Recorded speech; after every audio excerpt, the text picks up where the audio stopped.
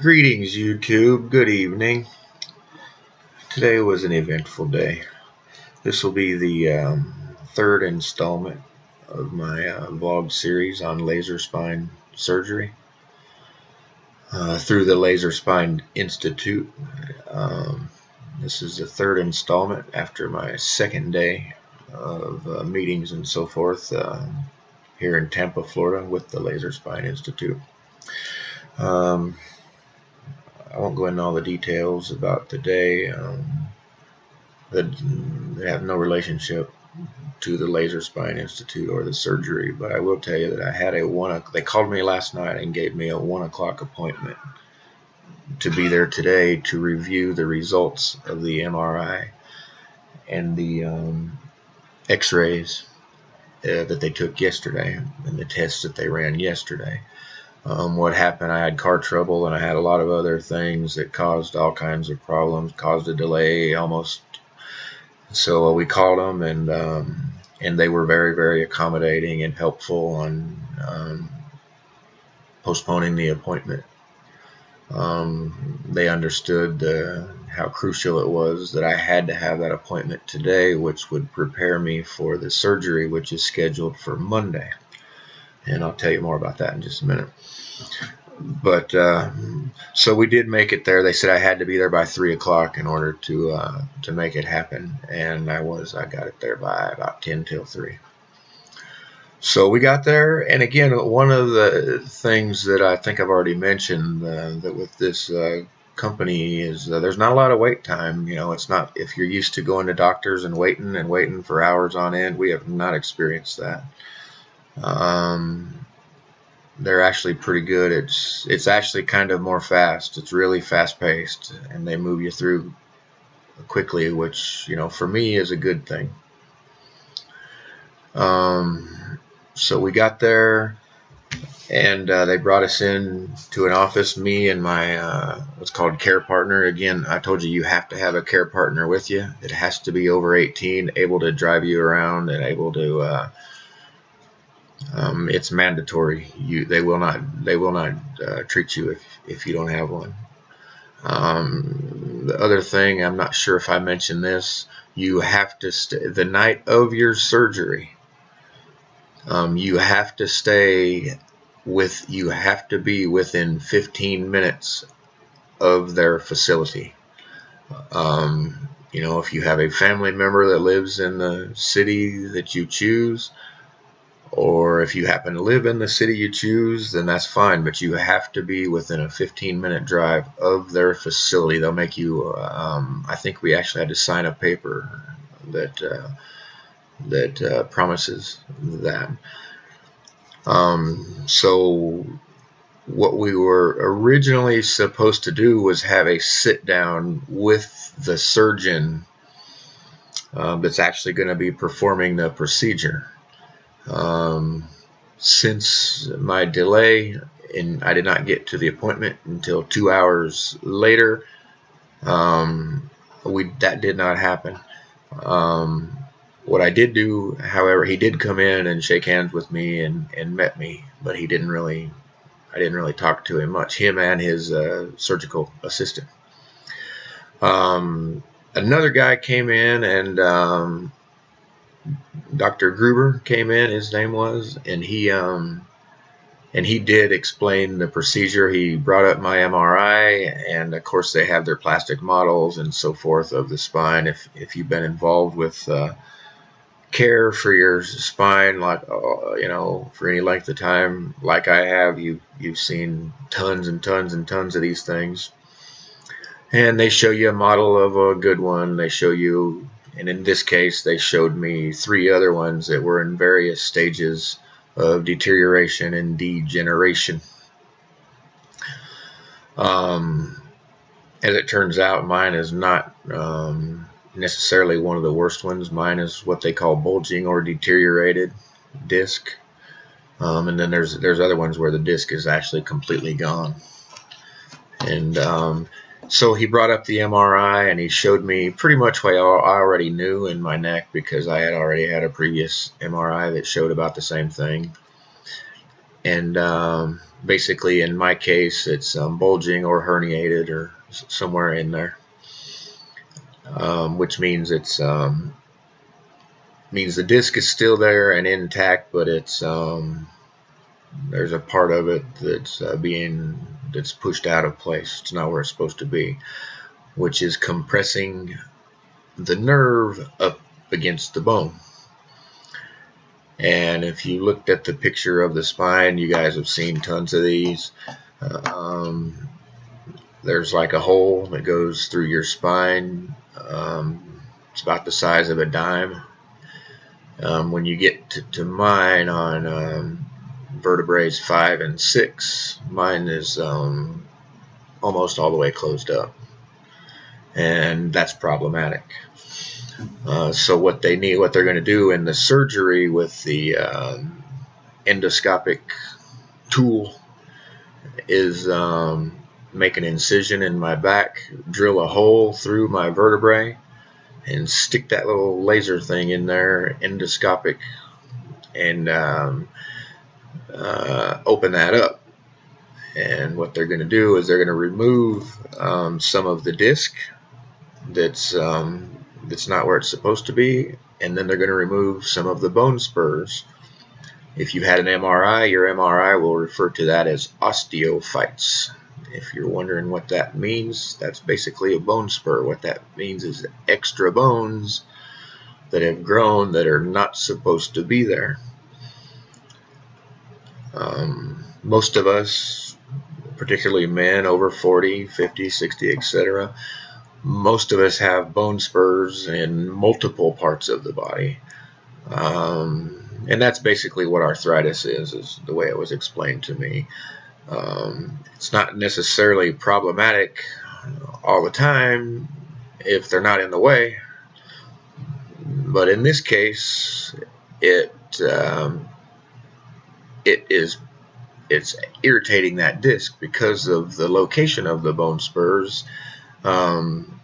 It's further complicating the situation with the pinched nerve or compressed nerve. So he explained all that to me.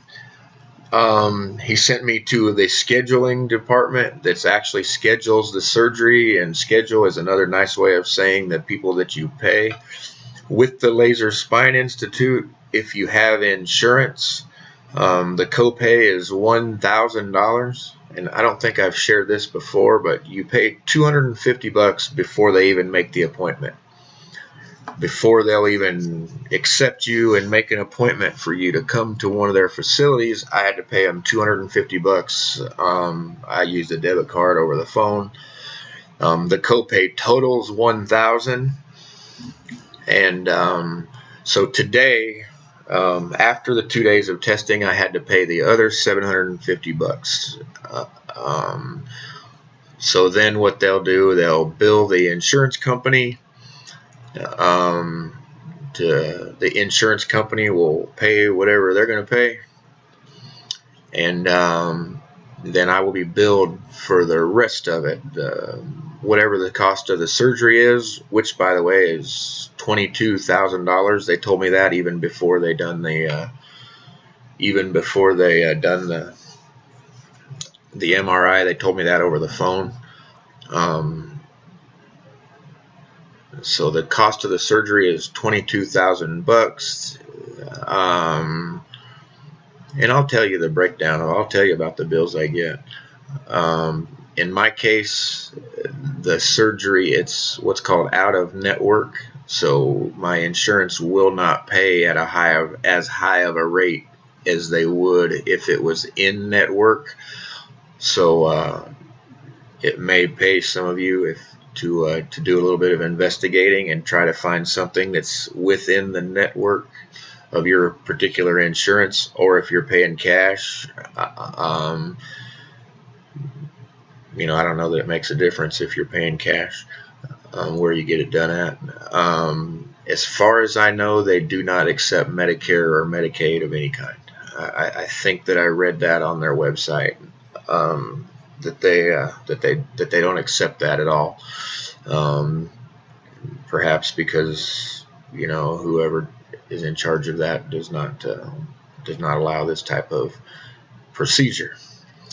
So I suspect that my out-of-pocket is going to total somewhere around $7,000.